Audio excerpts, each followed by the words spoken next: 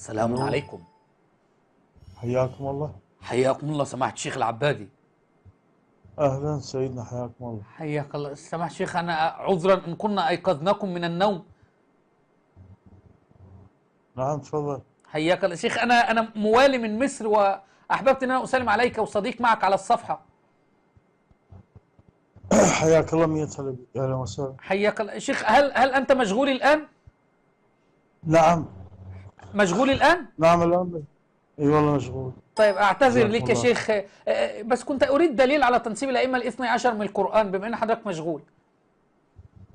اي والله ان شاء الله من يصير مجال. والله في مجال الآن، قول لي بس الآية كذا أقرأها الآن، لأن والله معي الآن الناس جالسة معايا وكانوا ينتظرون من حضرتك الإجابة والله. ففي آية في القرآن الكريم على تنسيب الأئمة الاثني عشر. والله اعتذر ممكن تستعين اي شخص أستعين اخر يعني. بصديق؟ أستعين بصديق؟ نعم. ليه يا شيخ، هو أنت جوزك استعين قرضحي؟ بأخر لا أنا عايز من حاليا. حضرتك دليل يا سماحة الشيخ، يعني لو في دليل من القرآن على تنسيب الأئمة، أصل كده يا شيخ حاليا أبناء العامة كده مشغول بيقولوا والله، لنا جزاكم أنتوا لا الله يوجد خير، عندكم جزاكم الله. أدلة. أفسكر. نعمل معاكم إيه يا معمم الشيعة؟ نعمل معاكم حاليا؟ لا، استعين بصديق، استعين بأحد غيري. امال انتوا بتعملوا ايه في الحوزة؟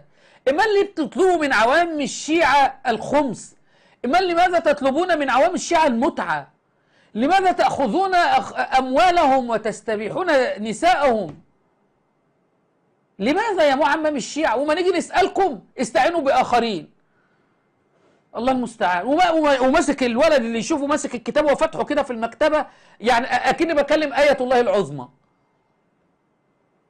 كان معكم شيخ الشيعة المسمى بالعبادي أبو حيدر. الحكم لك أيها الشيعي العاقل.